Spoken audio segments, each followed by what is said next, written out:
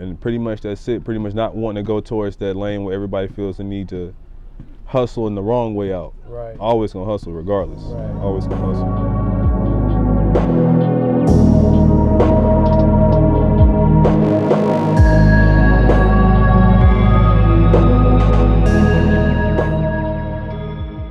Hey, what's good, guys? Welcome to the next episode of Disaster Tested, an interview series by UNSHOOK where we talk to dope artists, a little bit about their music, a little bit about their struggles, and how they made it through everything life had to throw at them. Today, I'm sitting next to the man Heartbreak, Hitman. Heartbreak, tell him what's up. What's up, man? You know, it's Mr. Watch You Will, aka All in His Bag Flow. You dig? So, thank you for having me, man. Thank you for having me. No, it's cool having you here. Tell me, how's your experiences been in San Diego? Like, tell the people where you're from and how it is out here.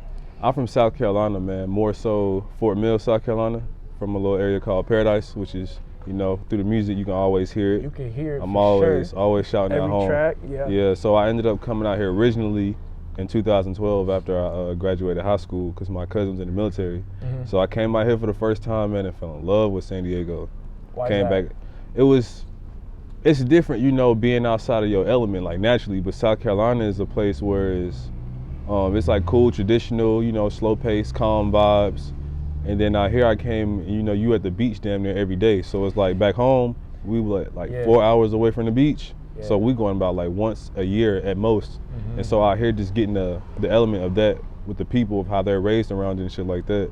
I really appreciate the vibe of people out here in San Diego. What was some of the shit that you went through in South Carolina that molded you into the person you were? So when you came out here, you had that foundation to really get after it. So, me personally, man, I had to learn to learn from everybody else and not myself, right? So, I come from pretty much a family, you know, they learn how to get it however they got it. So everybody kind of went through their trials, and I just kind of molded myself off not wanting to fall behind kind of like, you know, I'm not gonna say certain flaws that they may have had, but just certain ways of going about it. So it's hard to know though, man, it's a way out until somebody shows you a better way. So, you know, people kind of go off what they're taught. And then having a respectful family and genuine family, of course, I got to bring that vibe out here, so people took to me a lot quicker because, you know, I'm giving the family feel, so they always appreciated that.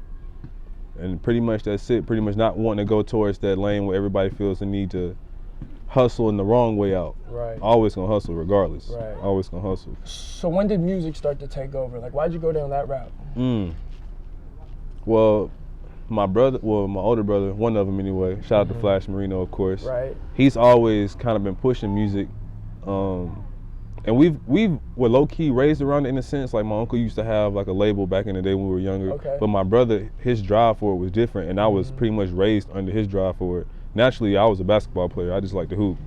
And so I was kind of slowly groomed under my brother until I decided to want to go full-time with it, which was maybe around like 20 or 21 when we decided to move out here because we seen the opportunity California had to provide. It's a lot. Yeah, so I started getting my bag a little bit at a time.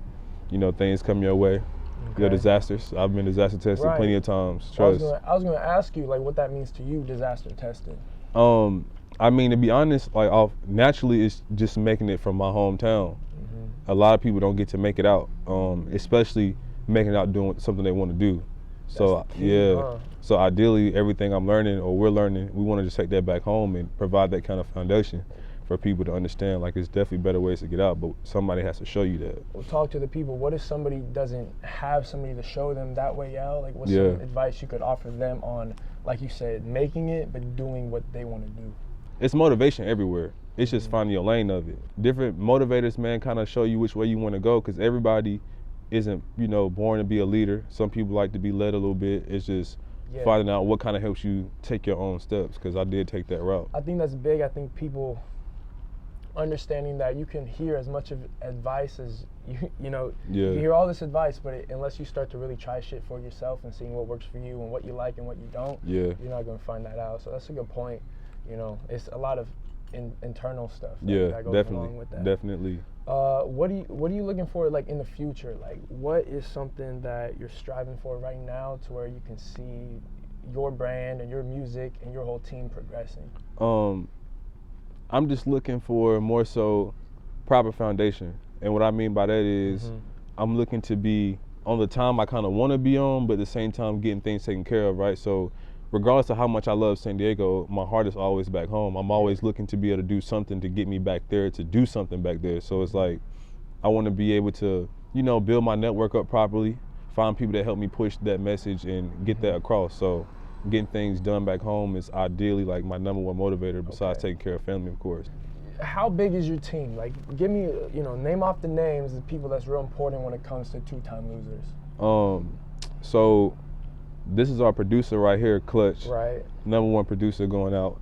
And we're gonna have Clutch on the show soon. Yeah. Flash, I know. And we're gonna have him on here too. That's my older brother. Then my little brother, Dog, of course. Tony Kukoc, and my little cousin, One Take Reef. He goes. Shout out to him and at Coastal doing his thing. They all musicians. What they're all artists. Okay. Yeah. And then my homie King Rico, and Teflon Don. Shout out to Chris. Okay. That's a solid team. Tell me about Two-Time Losers. What that's all about. Where the name came from, and what that means to the people. So it's more so like, you know, we kind of live in like a three-strike system nowadays. It's kind of been built like that for a while. And it's just the mentality of what would you do, man, if you were down to your last and you only had one more chance to get something right.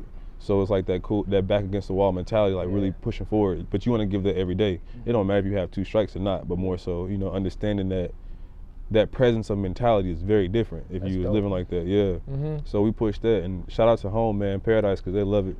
They love the losers back home. Yeah, of course. I see the merch, right? And you guys got the music. Is there any other sort of media or outlet that you're trying to spread your message by doing? Nah, cause more so, I feel like our message is it's spread through us, right? So it's like you live it. Yeah, exactly. Cause you as a person and your personality, I feel like that's the most important brand of any kind of branding situation. So people gonna like you for you, and then take to whatever it is that you're doing the offering. So, you know, just organically out here reaching people, man. I feel like it's the motive and the move for that. Cool. It's been cool so far. Cool. I mean, what are some things that have been roadblocks along the way?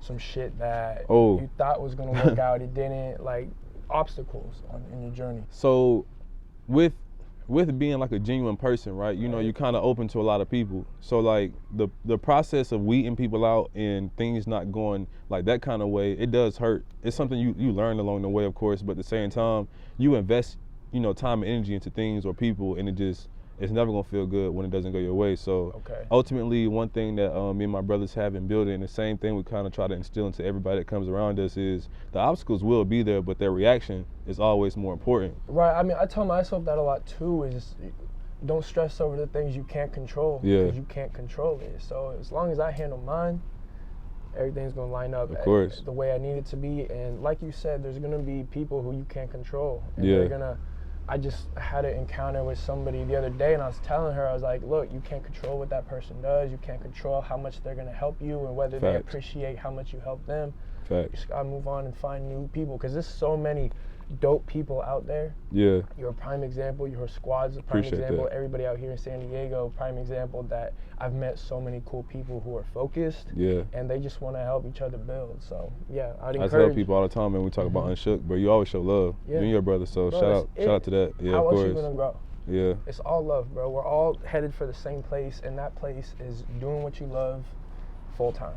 Facts. You feel me? And spreading a message just goes on top of that. It's just extra motivation of why you're doing what you're doing, and why I wake up in the morning is we're motivated to put better energy out there in the world. There you go. You know? And it comes back to, once I meet somebody that understands kind of like the simple concept of law of attraction, I know I got a good one right there. So I like moving forward with people like that, or people kind of open to at least learning about how to, you know, maneuver better, because that's. How can the people move forward with you and your team and what you're doing as a solo artist in terms of the music you're coming out with, any visuals, release dates, stuff like that? So I'm definitely pushing to put out a song a week up until my birthday, which is May 16th, which I may drop a surprise project. We'll see how that goes. We'll see. Yeah, right. But all my music handles though, Heartbreak Hitman on all platforms. And your links are gonna be down below. They're gonna be everywhere, so they don't have to remember shit. You just click on those yellow links. That's dope. Greatly appreciate it. The project on my birthday may be a surprise because me and Clutch have been working on a few different kinds of sounds, man. So you kind of never know what you're gonna get whenever me and him get to working. And it's just something I'm tired of sitting on music because I've lost music a couple times. Yeah. A couple times I've lost it. So I've been through that too. Yeah, it hurts, man. It does. Anybody that knows, they know. Put it out into the world. Sometimes you wait too long. Exactly. So that's what I've been getting myself into the process of doing this year. Like, you know, I just want to be more focused than I've ever been. I want to keep waking up in my prime, you know, keep elevating. Well, all the links for Heartbreak's music is going to be down below in the description. That's his Instagram, Spotify, all that shit, so you can tap in, get to know him a little better and the whole sound surrounding his team at 2Times Losers. Just like always, there's a code down below, DT20. Use that code, you get 20% off my whole website. Yes, sir. And just like always, text UNSHOOK to 900-900. You get locked in on the UNSHOOK team. And that's really it. What else you got to say to them, Heartbreak? Man, I just appreciate people following the journey because it's about to get a lot better real soon too. So, you know, stay tuned. You'll see a lot more of 2Times and UNSHOOK together. I promise you. 2020's been a great year so far. Everybody stay UNSHOOK and go do something cool today, all right? I might pull up Dolo and leave with a chick. And that's cause I'm lit. Straight from the loser lagoon, let her ooze on my fit. Too much dip on my chip. Every time Clutch on the beat, it's a switch, not a miss. Drop the bass, let it hit. Niggas gon' hate, let them hate. We gon' leave them all mad.